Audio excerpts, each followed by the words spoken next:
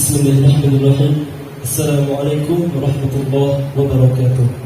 Bapak Ibu kaum muslimin dan muslimat jamaah salat zuhur rahimakumullah. Sejenak marilah kita mendengarkan kunjung zuhur yang insyaallah pada kesempatan zuhur siang hari ini akan diisi oleh Ustaz Fadilah Syekh Ismudai. Kepada Ustaz kami silakan.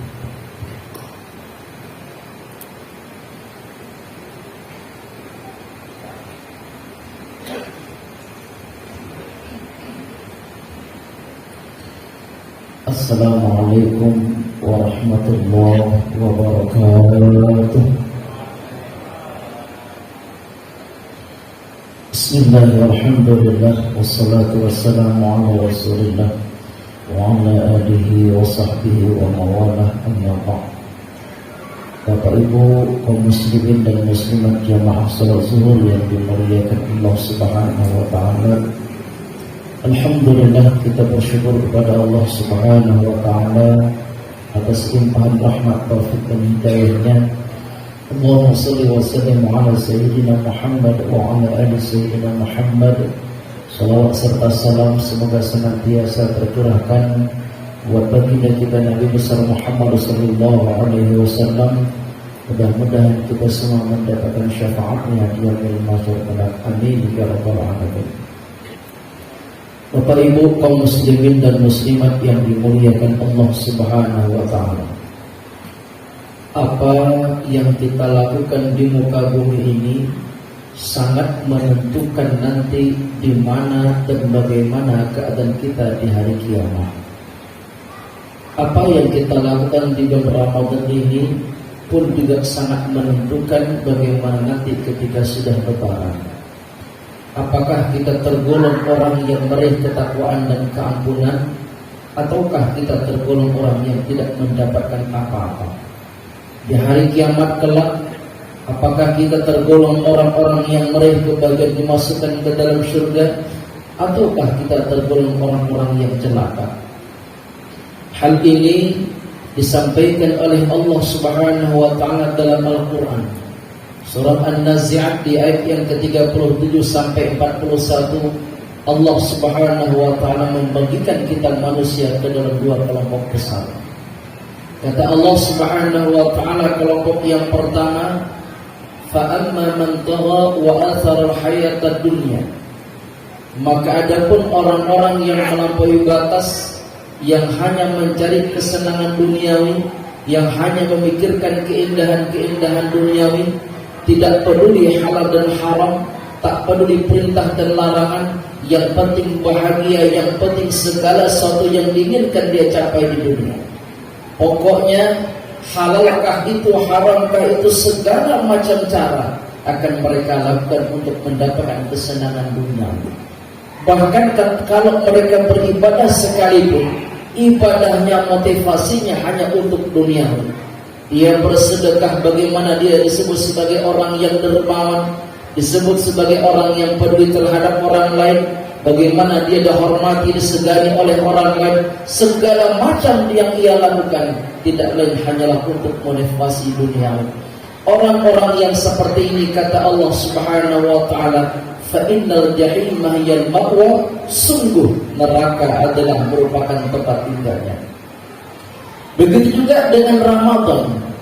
Andaikan Ramadan yang kita pikirkan bagaimana nanti kita bermewah-mewahan ketika lebaran, punya kendaraan yang mewah, punya rumah yang indah, punya pakaian yang baru, sampai lupa kita terhadap perintah Allah Subhanahu wa ta'ala, maka sungguh tatkala Ramadan meninggalkan kita tidak tergolong orang-orang yang bahagia.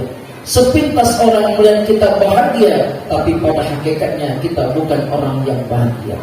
Kenapa dikatakan hakikatnya bukan orang yang bahagia? Karena kita bukan orang yang mendapatkan keampunan dari Allah dan tergolong orang-orang yang celaka. Selanjutnya kata Allah, kelompok yang kedua, wa amma man khafa maqama rabbih wa naha nafsa 'anil hawa. Dan adapun orang-orang yang takut dengan kebesaran Allah Subhanahu wa ta'ala, mampu menundukkan hawa nafsunya. Dia sadar bahwa apa yang dia lakukan dilihat oleh Allah. Dia sadar dan dia yakin segala sesuatu diawasi oleh Allah Subhanahu wa ta'ala. sehingga muncul rasa takutnya, hendak berbuat takut diharamkan oleh Allah Subhanahu wa taala. Bahkan berbicara pun kadang-kadang hati-hati, takut pembicaraannya tidak ada manfaatnya dan tergolong yang diharamkan oleh Allah. Maka orang-orang yang seperti ini, kata Allah, lantas kemudian wanahan nafsa 'anil hawa, dia juga mampu menundukkan hawa nafsunya, fa innal jannata hiyal ma'wa, sungguh kata Allah, surga adalah merupakan tempat tinggalnya. Bapak Ibu kaum muslimin dan muslimat yang dimuliakan Allah Subhanahu wa taala, orang yang bahagia tentu adalah kelompok yang kedua. Syaratnya, konsepnya ada dua.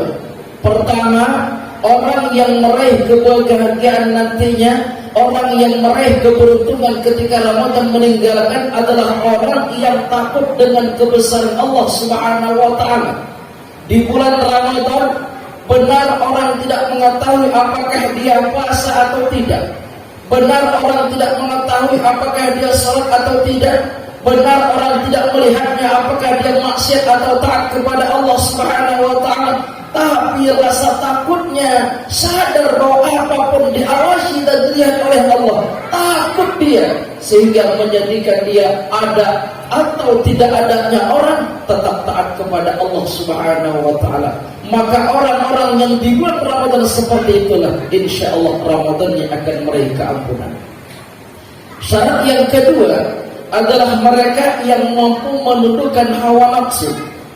Bapak Ibu yang dimuliakan Allah Subhanahu wa taala, kita manusia yang normal pasti punya keinginan. Akan tetapi Bapak Ibu yang dimuliakan Allah Subhanahu wa taala, jangan pernah kita berpikir kalau semua keinginan kita itu adalah benar. Jangan pula kita berpikir bahwa semua keinginan kita itu harus dibetulkan.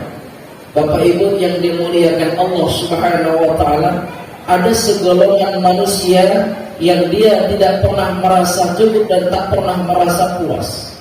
Kenapa penyebabnya?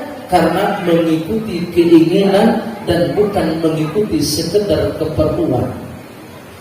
Bapak Ibu yang dimuliakan Allah Subhanahu wa taala, hidup kita di dunia tidak akan pernah merasa cukup. Hidup kita di dunia tidak akan pernah merasa puas kalau mengikuti keinginan bukan mengikuti keperluan. Bapak Ibu yang dimuliakan Allah, bisalah kita lihat, bayangkan, mohon maaf, ada orang yang terkadang mohon maaf pakaiannya sudah banyak, masih bagus, masih baru, tapi ketika mendekati Lebaran masih punya keinginan pengen beli baju baru. Setiap tahun beli pakaian yang baru, padahal tetangganya yang fakir miskin tidak bisa beli pakaian. Padahal pakaiannya begitu banyak dalam lemari, tapi masih punya keinginan. Sehingga terkadang Bapak Ibu yang dimuliakan Allah, untuk mendapatkan pakaian baru ketika berlebaran, untuk mendapatkan uang yang banyak ketika berlebaran, lupa dan tak sempat beribadah kepada Allah Subhanahu wa taala.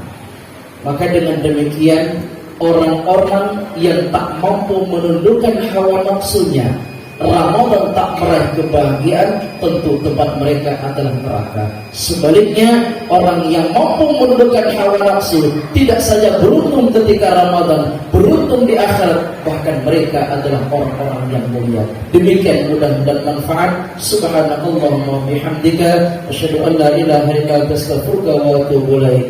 Wassalamualaikum warahmatullahi wabarakatuh.